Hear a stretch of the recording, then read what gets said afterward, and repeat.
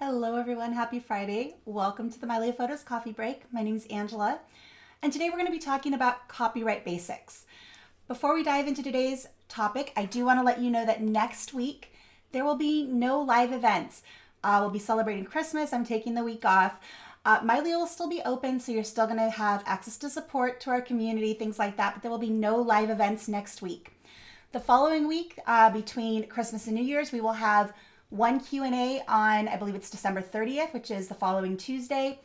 There will be no Q&A on Thursday on New Year's Day, but we will have coffee break on January 2nd, the day after. So hopefully that gives you guys an idea of what to expect. You can always find our full schedule of events in the community at community.mylio.com/events. But otherwise, we want to wish you a very happy holidays and enjoy next week. Take some time with your friends, with your family, and I hope whatever it is you're doing brings you joy. With that, let's go ahead and dive into today's topic, which is copyright basics. Now, I want to start this off by giving a small disclaimer. I am not a lawyer, and this presentation is not legal advice. It's just how you can use an IPTC card within Mylio Photos and add information to your photos. We will give you some ideas of some of the best practices that we've learned over the years. But if you have specific questions about copyright, please do reach out to an official lawyer and they'll be able to give you specific instructions for your particular scenario.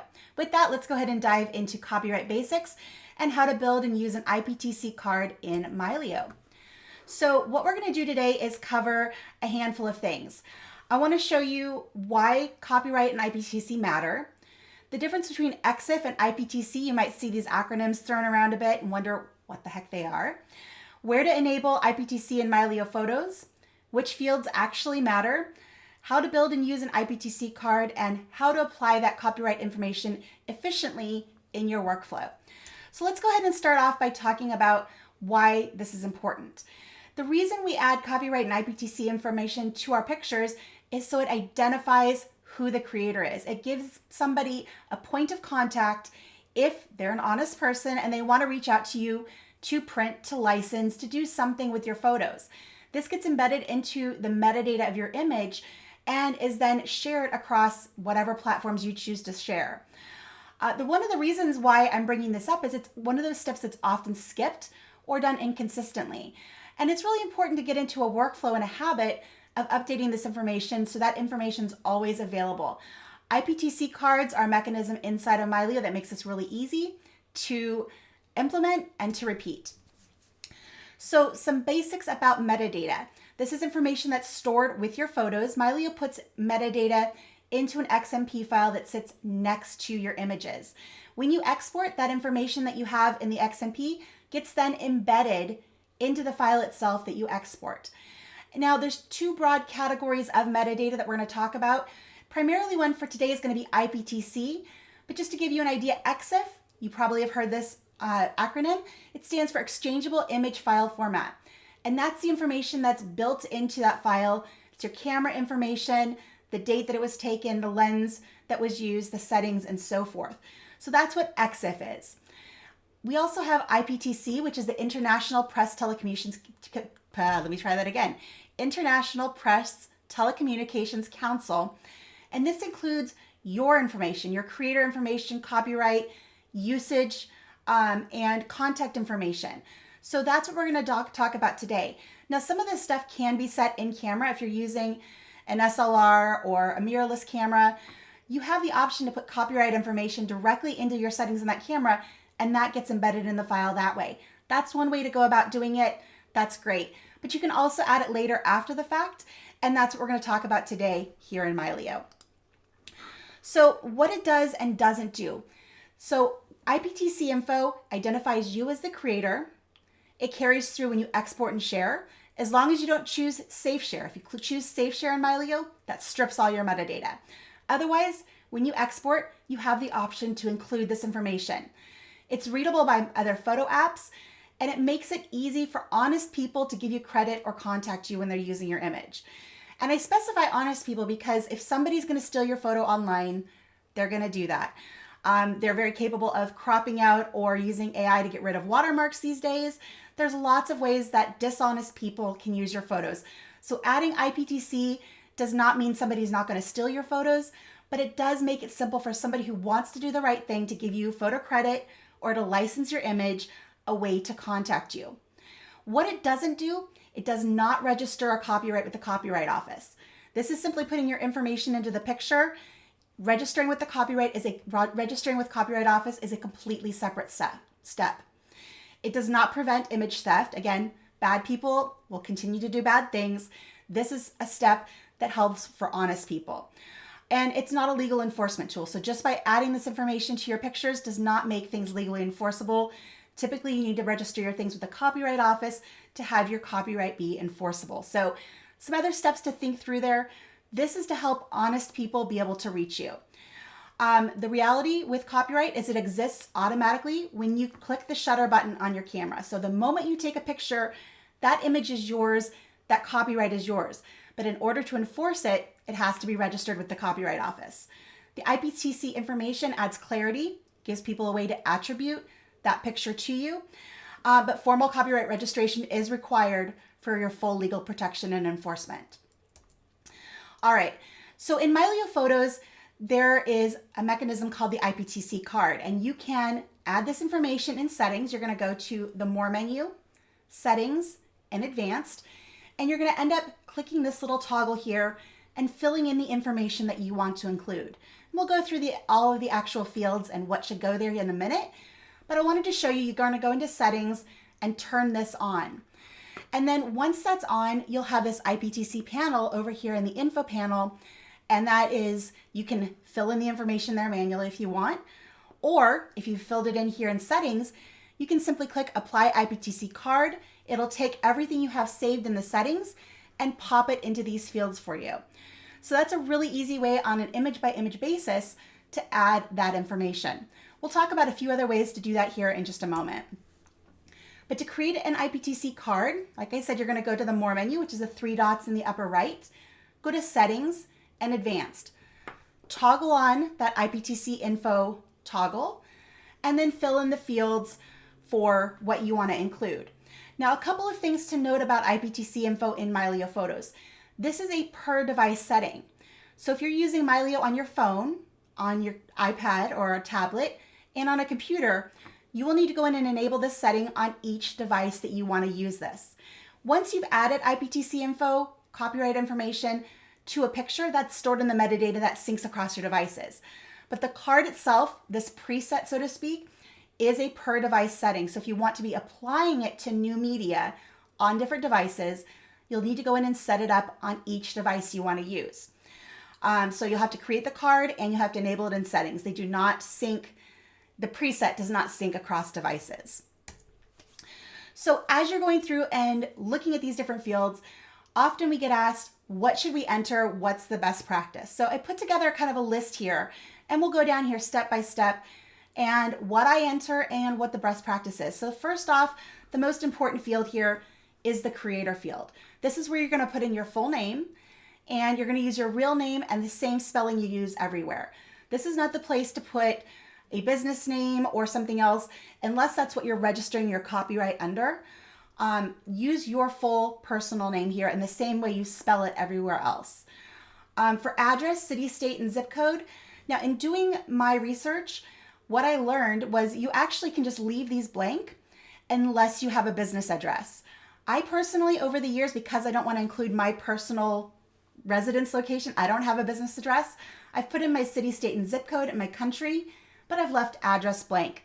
If you don't have a business address, you can leave all of these fields blank. It's not going to hurt anything. Again, with phone number, this is optional. I would skip this unless you truly want people to contact you by phone. And if possible, use a business phone number if you have one. Otherwise, this does get your information out there. It's embedded in the pictures that you share online. And over time, this could lead to spam calls and so forth. And actually, because I do include my phone number in there, I wonder if that's why I get a lot of spam calls. It's possible. So only include your phone number if that is how you want to be contacted. You also have copyright here, and this is where you put in your copyright notice. I forgot to put it here in the description, but you'll put in the copyright symbol, the year, and your name. So you want to match the creator field name. So whatever you put up here in the creator You're going to put that in as your name, the copyright symbol, and the year. And some people do put in a year range. So if you've been taking pictures for several years, you can put in, 2010 to 2025 or whatever you want there. I do recommend putting in the year for the picture was taken. That's typically the best practice, but some people do put in a date range. Now we go down to the credit line, and this is how you want to be publicly credited. So if somebody takes your photo and they use it for editorial purposes and they want to give you photo credit, and at the bottom they have a little caption that says, whatever, this is where you put what you want that text to be. So you can say photo, copyright, and in my case, I put my business name, Angela Andrew Photography. You want to keep it short. If you have a brand that you use that, and that's how you're attributed when somebody uses that photograph. Email address, if you're using this, email address is probably the second most important field here, second to putting in your name, of course. This is the most easy way for people to contact you. So in the research, I found to use a dedicated email address. If you have your own domain, create a licensing at myurl.com. Right now, I have mine just set to my main email address. And that is how people contact me when they want to license my pictures, which is really good. I do get inquiries this way. So you can use a dedicated email address. Make sure it's one that you monitor so people can actually reach you, have it forwarded to your main address if you don't want to use your regular one. But fill in that email field because that is the most practical way for someone who's honest to contact you and ask for permission to use your photos. If you have a website, go ahead and put your website into the copyright info URL. And if you have a specific page on your website where you talk about licensing and usage, that is the page you should link to. That, again, gives people a clear way to understand how they can use your pictures. And hopefully that page also includes a contact link where they can contact you for permission. Finally, this special instructions field. This is where you add short usage guidance. You want to keep it brief. You want to avoid legal jargon. And what I put into mine here is all rights reserved, contact creator for licensing, no commercial use without permission. So that gives people an idea of what they can do with my pictures. If somebody just shares it on social media, clicks share, and I have attribution there, that's fine. If they're going to take my picture and want to use it on a book cover, or I had somebody who wanted to use my picture on a candle label, I would rather them reach out to me, explain their situation, and then depending on how they're using it, either come up with a fee or simply give them permission if that's what you want to do. I do both. It just depends on the usage and the situation. But this is what you want to enter in your IPTC info. Should give you a really good coverage, gives people a way to contact you. Again, it's really only going to protect you from honest people. Well, it doesn't. It only helps you when people want to be honest. It doesn't protect you against dishonest people. Okay. And as you're going through and filling out these cards, you might be wondering, how do I add that copyright symbol? So this is something that I do a lot, and I've just learned it over the years. So on Mac OS, you're going to use the Option G keyboard shortcut. That's going to give you that copyright symbol. If you're on Windows, hold down the Alt key and then type 0169 or Control Alt C. That will also give you the copyright symbol. So that's just a helpful little tip as you're filling these in. I would jot that down or put a little sticky note on your computer. You have no idea how handy this comes in as you're working with your photography. All right, so managing and updating your IPTC cards. As I mentioned earlier, you have one card per device. If you need to edit it, you can go back into settings in advanced and you can change any of these fields. It doesn't alter anything that's already been entered on previous images. It just says when you click that apply card, any new media will have the new information. And so I would suggest setting a reminder for yourself annually to go in and update the date. So for instance, copyright 2025 will very soon be coming copyright 2026. And make sure you do the update on every single device. All right, applying an IPTC card. There are three main ways that you can do this. The first and easiest is going to be during import. You go into Show Advanced Settings. So while you're here in the Copy or Move dialog, click on Show Advanced Settings and toggle on Apply IPTC Card on Import. That's it. That means that all of that information that you went through and you set up in your computer in the settings, that automatically gets applied to every single picture that you import. And that just makes it super easy because it's already there, it's already done. Now for stuff that you have that's older, you can go into the info panel, select whatever images you want to use. You can be on a single image or you can select multiple images. And again, at the bottom, there's a button to apply IPTC card, and that applies that metadata to all of those images. So it's very, very simple. You can do it on a one-off basis. You can do it for a bunch of images, and you can do it on import. Now, one time that I would maybe not apply an IPTC card, especially while I'm doing an import, is if I'm bringing in historical media. Typically, if I am bringing in someone else's pictures into my library, so family photos that I didn't capture, I am not going to apply my copyright information. I'm going to go ahead and turn that off because I want to be able to maybe go in here and manually type in other things. If I know my mom took that picture, or I knew my grandma or my grandfather took that picture, I'll actually put their name in the creator field. And again, it's just preserving that information as to who took and captured that image. Once you've done this and you're ready to start exporting your images, knowing where to make sure this is added is really important because there is an option here in Mylio called Safe Share. Safe Share strips all of your metadata. It strips all of the personally identifiable information from your images so you can take that. And if it's pictures of your kids and where they play sports and things like that, it might be a really good idea to strip all that information out. So that's what Safe Share is. When you go into the share icon here on the right, and then you go down to Safe Share, turning that on strips all of your metadata. If you want your IPTC creator and copyright information to be included, make sure that Safe Share is off, and then click here into metadata and make sure that copyright and IPTC are turned on. That's going to make sure that information that you went through and took the time to add is included in that exported file. And this is cool because other apps can read it. I can open up a picture in the preview app on my Mac. I can open it up in Photoshop. I can open it up in a variety of different places. That information is visible when you go in and look at the metadata.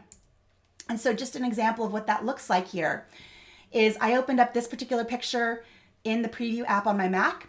I went up here and clicked the little info button, expanded IPTC, and there's all of my information that I added. So very cool. I love that that information is all right there. And it just makes it easy for, like I said, an honest person to contact me if they want to purchase or license or use my picture in any way. And people do it. There are good people out there, and I do get contacted from time to time about my pictures.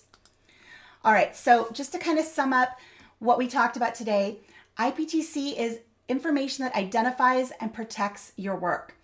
IPTC cards, taking the time to go into settings and setting it and filling in that information is a huge time saver. You'll need to enable and create IPTC cards for every single device that you want to use them on in Mylio. And once you set it, you can then apply it anywhere within the Mylio application. So I can do it in all photos. I can do it on a single image. I can select an entire group in the grid. I can do it in people view. I can do it in folder view. It doesn't matter. Anywhere in Mylio, open up that info panel, click apply IPTC card, or type the fields in, and that information then gets stored in your metadata. So your next steps, what I want you to do if you haven't done it already, is go into settings and enable IPTC on your devices. Create an IPTC card and apply it to a recent set of photos. That's going to get you started, and you'll see how easy it is to make sure your stuff can be attributed to you and give you that extra level of protection, knowing that an honest person who wants to license or use your picture has a way to reach you. With that, let's go ahead and open up the floor for questions and see what else we've got going on here. Taking a look here. Sorry about that. Okay, looks like Sync started off with audio poorly. Sorry about that, Stafford. Hopefully it got better. I don't see any other questions in the chat, and I don't see any hands up. If anybody has questions, you're welcome to use the raise hand icon there at the bottom of the screen. That lets me know you'd like to unmute and ask, or you can simply type your questions into the chat and I will call on you or read off your question. So Jeremy says, did the IPTC go into the XMP and not the original? Could IPTC be alternately used to distinguish family members in the family Mylio account? All right, so first question. My understanding is anytime you change any metadata in Mylio, it goes to the XMP. The only time it gets embedded into the image file is if you use the save metadata to photo option in Mylio or you do an export. So let me just show you that really quick. You go over here and grab this picture of Mac. Let's say apply my IPTC card and say apply IPTC. And now let's say I want to save this to the file. I can go up here to photo and save metadata to file, and that saves it to the image file itself. Now that's a one-off thing. If I make more changes over here, that doesn't automatically save it to the file. I have to go up and trigger that again. The second part of that, could IPTC be alternately used to distinguish family members in a family Mylio account? I don't think so. The way to segment things in a family Mylio account is using categories.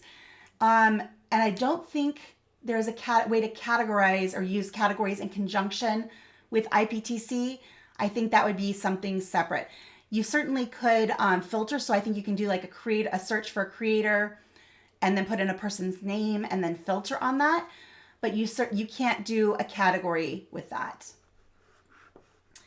All right, and then Michael's saying, how easy is it to drill down in search mode for IPTC specific picture information?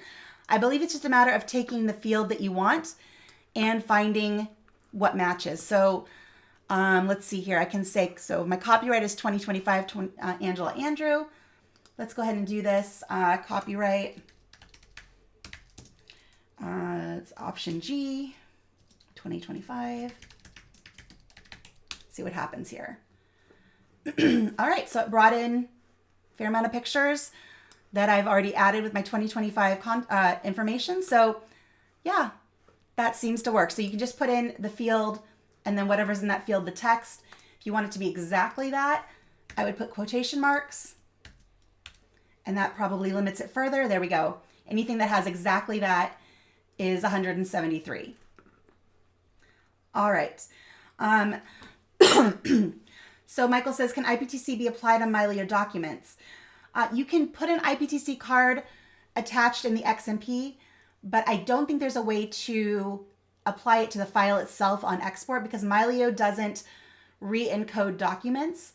The only way you can export a document is it exports the original file, and generally you can't save the metadata to those files, but you can save the XMP next to it. So as long as the XMP is there with it, that information would be included, and it would certainly be searchable inside of Mylio. All right, Yolanda says, is there a way to pull up all photos that do not already have IPTC added? That is a great question. Let's do this. Let's say copyright, no.